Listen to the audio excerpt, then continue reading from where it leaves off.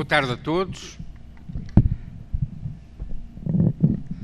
Antes de mais, gostaria de agradecer o convite que me fizeram, em primeiro lugar, ao professor Daniel Mil, naturalmente, um bom amigo com quem trabalhei durante um ano no seu pós-doutoramento lá em Lisboa. Gostaria de agradecer as generosas palavras da professora Aline e só espero que não aconteça com os senhores, depois das palavras tão simpáticas dela, o mesmo que acontece com muita gente a quem falam de um belo filme. Vão ver o filme e depois, é bonzito, mas não é tão bom assim. Portanto, espero que com tanta simpatia que depois as pessoas não saiam desiludidas. Ora bem, antes de mais eu gostaria de vos dizer que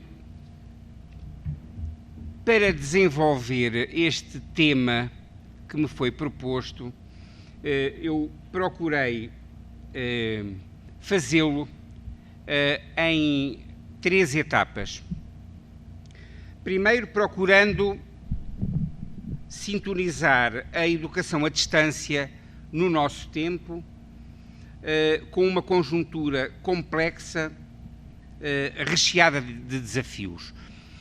Porque fazer educação à distância no século XXI, em 2012, não tem nada a ver com o fazer educação à distância em 1970 ou em 1980. Nós estamos numa conjuntura própria e temos, portanto, que a conhecer para ver como é que a educação à distância se situa. Em segundo lugar, procurarei justificar a urgência de educar para a mudança e para a democracia no quadro de uma educação para a cidadania. Uma vez que, conforme verão, é um dos grandes problemas que se põe atualmente e será uma das raízes da atual crise contemporânea. Neste contexto, então procurarei situar o ensino à distância, a educação à distância em geral, de modo a ver qual é o contributo que a educação à distância pode dar para esta tal educação para a cidadania, para a mudança e para a democracia. E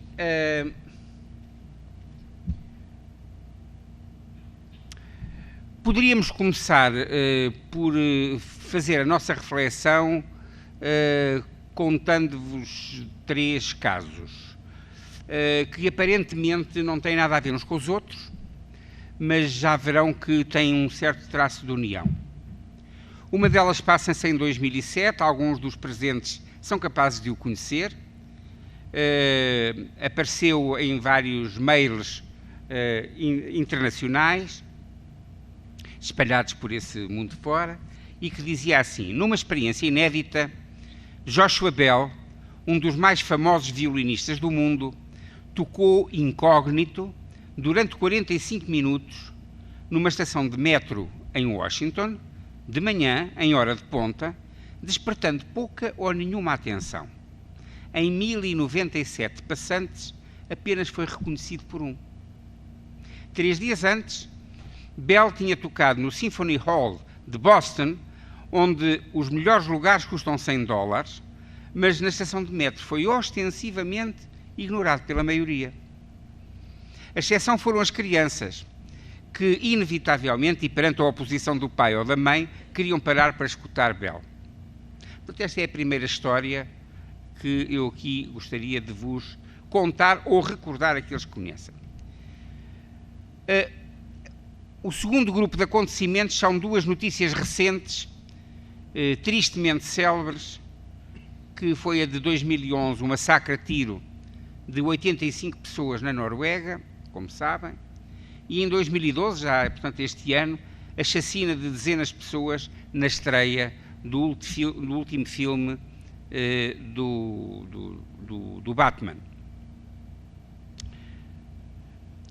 O terceiro aspecto, aparentemente desconexo com os anteriores, é uma afirmação do psicólogo Daniel Goleman, a quem se deve o conceito de inteligência emocional, e que num dos seus últimos livros, Inteligência Social, ele refere que, se não se importam, eu vou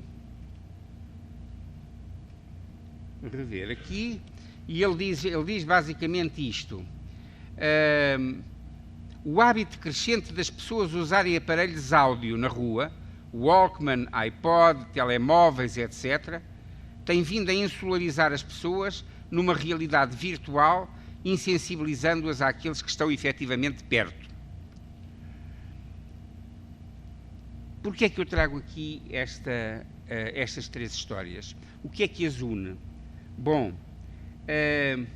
estes três episódios, do meu ponto de vista, registram, a meu ver, uma inquietante tendência comum. É que, numa sociedade que nós chamamos de informação, e alguns até se atrevem a chamar de conhecimento, acontece uma paradoxal incompetência generalizada para comunicar. Reparem, as pessoas não souberam comunicar com o violinista, um alheamento total, uma falta de empatia brutal. Aqueles assassinos alhearam-se completamente das suas vítimas, uma falta de comunicação total. Nós próprios, na rua, todos os dias, ao utilizar os nossos invólucros, que chamamos automóveis, não é verdade? Aqueles aquários onde estamos fechados, estamos todos incomunicáveis uns em relação aos outros. E este problema, a falta de comunicação numa sociedade de informação, é de facto um problema gravíssimo, tanto mais que a informação circula cada vez em maior número, com mais velocidade, e informação essa que anda de um lado para o outro, com uma qualidade completamente diferente. Olha, eu quando me lembro de falar destas coisas, lembro-me sempre daquele sociólogo francês, o Edgar Morin, que recorria, num livro que escreveu já há uns anos atrás, à ideia de nevoeiro informacional.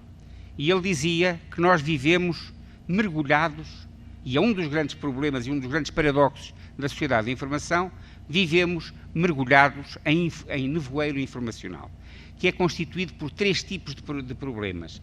Por um lado, por uma sobreinformação, um excesso de informação inútil que nos envolve e que nos afoga todos os dias, desde que somos acordados de manhã com catadupas de informação inútil até nos deitarmos.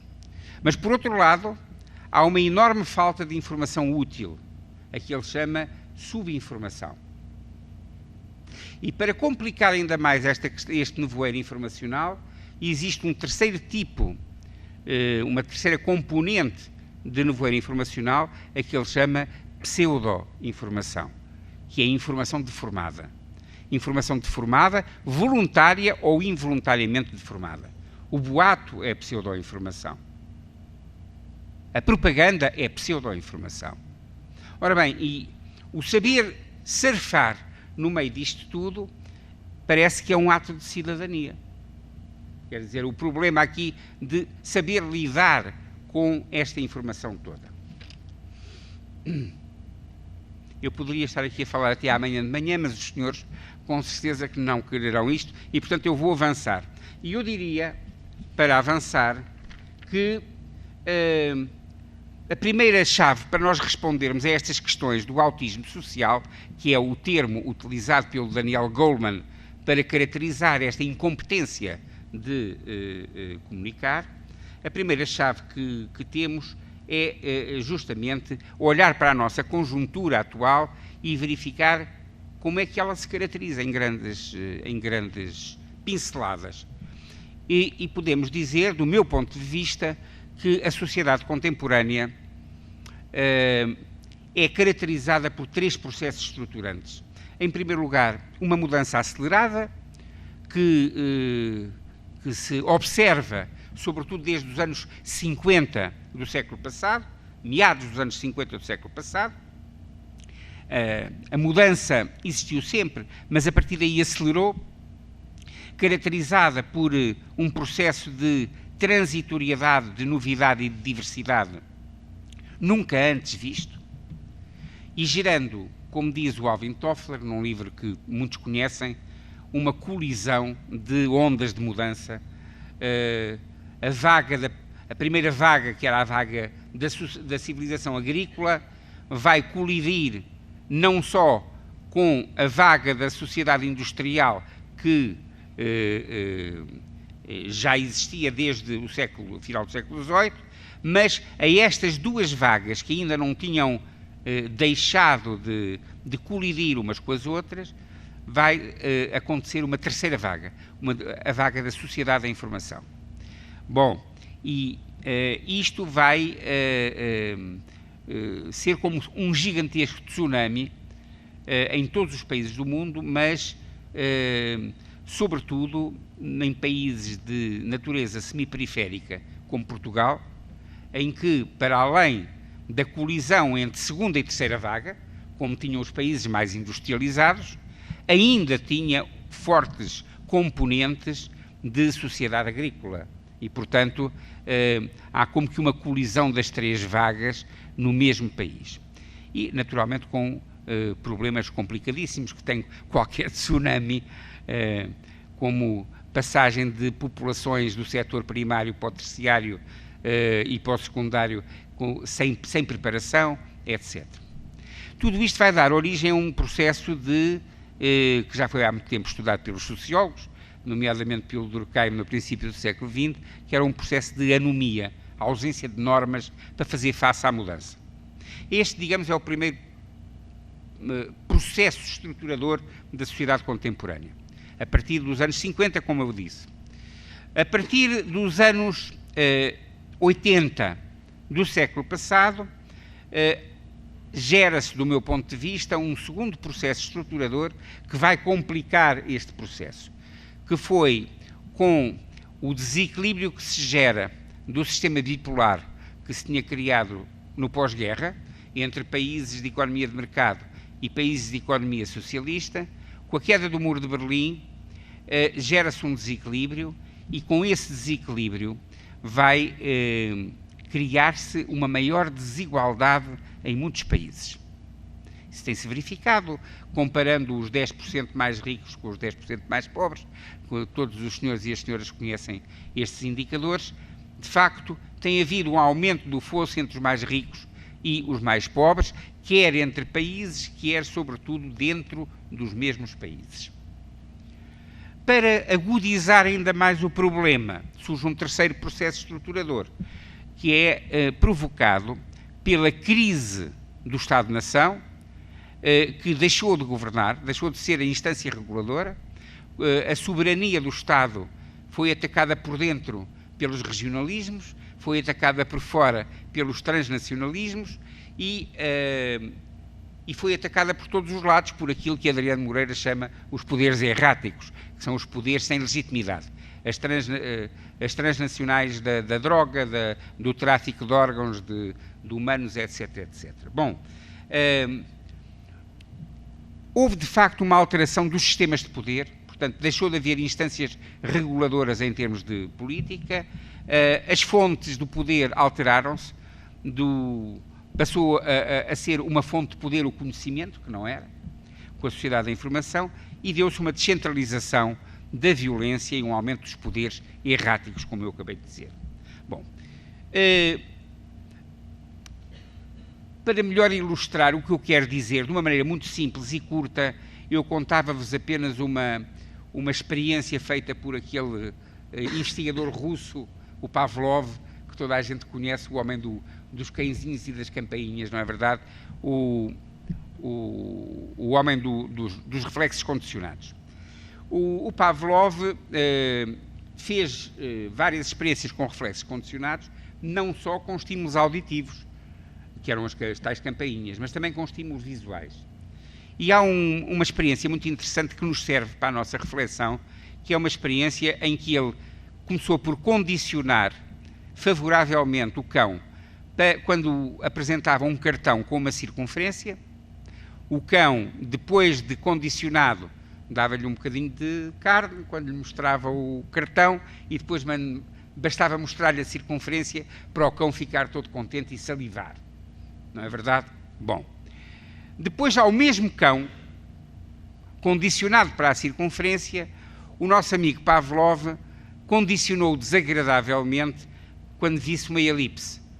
Começou a mostrar-lhe cartões com elipses e a dar-lhe choques elétricos. E depois bastava mostrar-lhe os cartões com as elipses para o cão começar a ganir e a encolher-se. A seguir, e isto é que nos interessa, o que é que o Pavlov fez para o cão duplamente condicionado? Começou a mostrar-lhe figuras ambivalentes, começou a mostrar-lhe elipses cada vez mais arredondadas. E o que é que fez o cão? O cão teve uma reação ambivalente, salivava e ao mesmo tempo gania e encolhia-se. Porquê é que eu vos trouxe isto aqui? Bom, porque eu acho que nós estamos na posição do cão. De facto, na sociedade contemporânea, nós estamos com falta de referências. A mudança entrou cada vez mais depressa no presente, sem pedir licença, e nós estamos com enormes dificuldades no nosso cotidiano, coisas tão simples como a nossa filha adolescente perguntar a que horas é que eu posso voltar a casa, logo à noite, quando for para a discoteca. No tempo da minha mãe, era facílimo dizer, não vais só se fores com o teu irmão. No meu tempo, eu já tive que discutir com a minha filha, sempre que ela saía, discutia as horas. E agora ainda é mais difícil. Bom, portanto, isto para vos dizer que as referências estão completamente diluídas. Isto tem tido efeitos geracionais tremendos. As gerações mais velhas, que somos a maioria dos que está aqui presente e dos presentes virtualmente, funcionamos um pouco como migrantes no tempo. É como se entrássemos numa máquina do tempo e desaguássemos no futuro e encontrávamos um mundo sem referências. O que leva naturalmente a problemas tremendos de comunicação conjugal, organizacional, política, etc. Esta questão, por exemplo, da esperança média de vida dos casamentos estar a reduzir-se drasticamente, tem a ver também com isto. Com o facto de nós não sabermos lidar com as coisas novas que nos vão acontecendo. Depois existe a novícia